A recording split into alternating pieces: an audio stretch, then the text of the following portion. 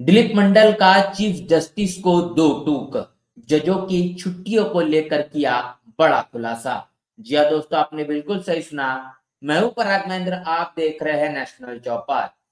देश में सबसे बड़ी अदालत मतलब कि सर्वोच्च न्यायालय, और सर्वोच्च न्यायालय में जिस तरीके से तमाम चीफ जस्टिस, उसके साथ साथ तमाम तरीके से जो न्यायाधीश है, उनकी नियुक्तियां किया जाता है। इन नियुक्ति को लेकर लगातार सवाल निशान खड़े किए जाते हैं। कॉलेजियल सिस्टम बड़े पैमाने पर देश में काम करता है, और जिसके आधार पर तमाम चीफ जस्टिस के और तमाम जो चीफ जस्टिस के अंतर्गत आने वाले जो न्यायाधीश है, उनकी नियुक्ति की जाती है। और ये भी देखा जाता है कि हर एक चीफ जस्टिस हो या फिर चीफ जस्टिस के आधार पर जो पैनल बैठाई जाती है, उस पैनल में जो जजों की नियुक्ति की जाती है, वो किसी न किसी चाचा और कहने के उसके भांजे का रिश्तेदार होता हुआ नजर आता है। यानी एक एक रिश्तेदारी के तौर पर कहे या फिर कहीं न कहीं किसी भी आधार पर संबंध के तौर पर कहे, वो कहीं न कहीं ये पूरे के पूरे सुप्रीम कोर्ट में बड़े पैमाने पर देखा जाता है। इसको लेकर तमाम सवाल निशान राजनीतिक विश्लेषक, बहुजन विचारक समय समय पर लगाते हुए नजर आते हैं। ऐसे में जिस तरीके से डीवाई चंद्रचूड़ जो इस वक्त सीजीआई है, चीफ जस्टिस ऑफ इंडिया है, और जिसके कारण अब समय के मुताबिक ऐसे कई निर्णय लिए गए हैं डीवाई चंद्रचूड़ इनके माध्यम से, इसको लेकर सुर्खियां लगातार बनती हुई नजर आ रही है। और ऐसे में एक ऐसा बयान जो सोशल मीडिया पर बड़े ही जमकर वायरल हो रहा है, जो कि CGI chief justice of India इनके जरिए दिया गया है। अब चीफ जस्टिस ने क्या कुछ कहा है, उन तमाम चीजों से आपको सबसे पहले मैं रूबरू करवाना चाहूंगा कि आखिर ऐसी कौन सी वो बात कह दी जिसको लेकर दिलीप मंडल ने, जो बहुजन समाज के वरिष्ठ पत्रकार, उन्होंने तमाम ऐसी बड़ी बातें कह दी जिसको लेकर अब सुर्खियां बन चुकी है। तो चीफ जस्टिस ऑफ इंडिया जो कुछ कह रहे हैं वो आप सुन लीजिए। यहाँ पर डीवाई चंद्रचूड़ इनके माध्यम से किया गया है कि लोग कहते हैं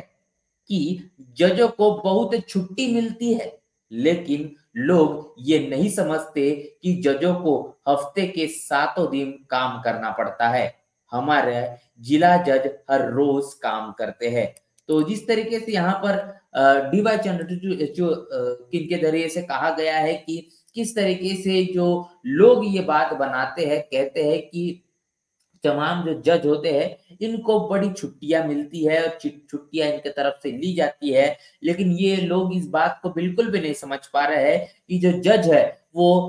हफ्ते के 7 दिन काम करते हैं, और इसीलिए हमारे जो तमाम जो जज है वो प्रत्येक दिन काम करते हुए नजर आते हैं। तो ये बात इस तरीके से चंद्रचूड़ इनके माध्यम से कही गई है। इसको लेकर बता दें कि बहुजन समाज के वरिष्ठ पत्रकार दिलीप मंडल ने जो बयान दिया है, जो कहा है, वो भी आप एक बार सुन लीजिए। यहाँ पर दिलीप मंडल कहते हैं कि जिस तरीके से लोग क्या होता है, ये पहला सवाल यहाँ पर दिलीप मंडल ने उठाया है। मैंने बोला है कि आप लोग छोटे बच्चों से ज्यादा छुट्टी लेते हो,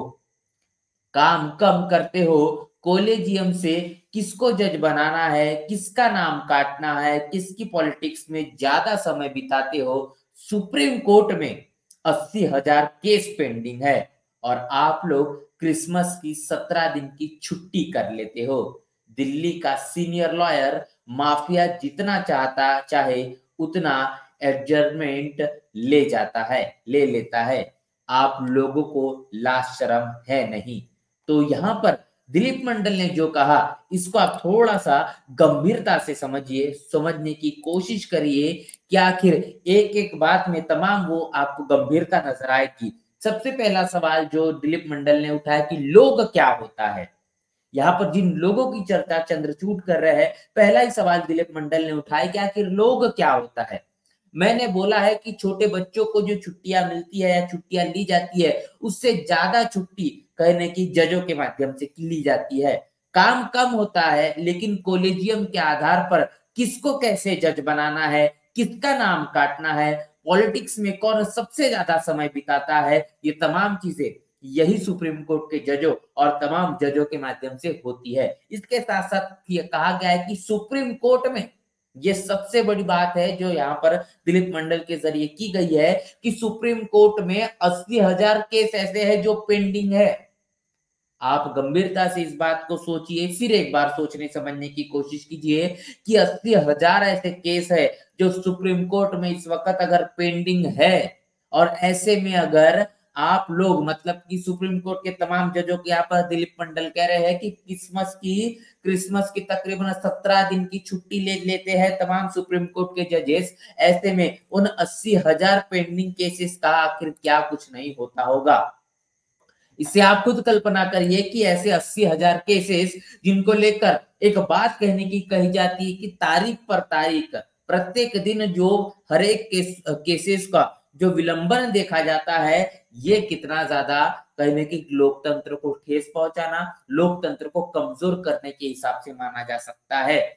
क्योंकि अगर 80,000 केसेस जो सुप्रीम कोर्ट के पेंडिंग है, ऐसे में कितने ऐसे जो लोग हैं जो आरोपी होने के बावजूद भी कहीं ना कहीं अपनी जो सजा काटने के बजाय उनके ऊपर में तमाम जो निर्णय होने के बजाय वो खुले आम घूम रहे होंगे, उनको ऊपर में जो आरोप उन्होंने किया है वो साबित नहीं हो पाया होगा। और ये भी देखा जाता है कि जिन लोगों पर आरोप लगाया जाता है, उनका निर्णय आने तक, उनके ऊपर में परिणाम सुनाने तक, उनके ऊपर में दलीलों पर दलील होने के बाद में जब तक के आखिरी निर्णय नहीं आ जाता, उस व्यक्ति की उम्र इतनी ज्यादा हो जाती है कि वो सजा लेने लायक भी नहीं होता। तो ऐसे भी कई वाक्य देखे गए हैं और उसी का ये नतीजा है कि 80,000 जो केसेस पेंडिंग है, इसके बावजूद भी अगर 17 दिन की छुट्टी तमाम जजों के माध्यम से ली जा रही है, वे कितनी गंभीर बात है, इसको लेकर सोचने समझने की आवश्यकता है। इसके साथ साथ ये भी कहा गया है कि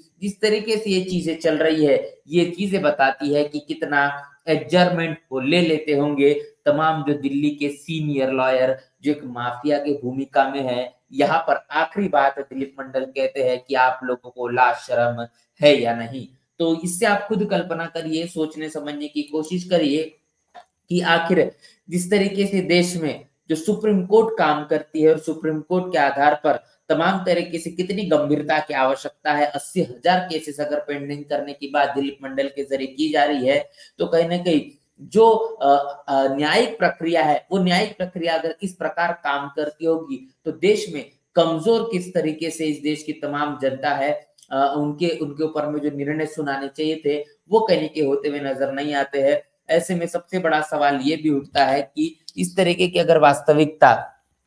समय के मुताबिक अगर आज देखने को मिलती है, तो आने वाला भविष्य तमाम न्यायिक प्रक्रिया को लेकर जो समय के मुताबिक देश की जनता का जो विश्वास है वो टूटता हुआ नजर आता है। लेकिन इसके बावजूद भी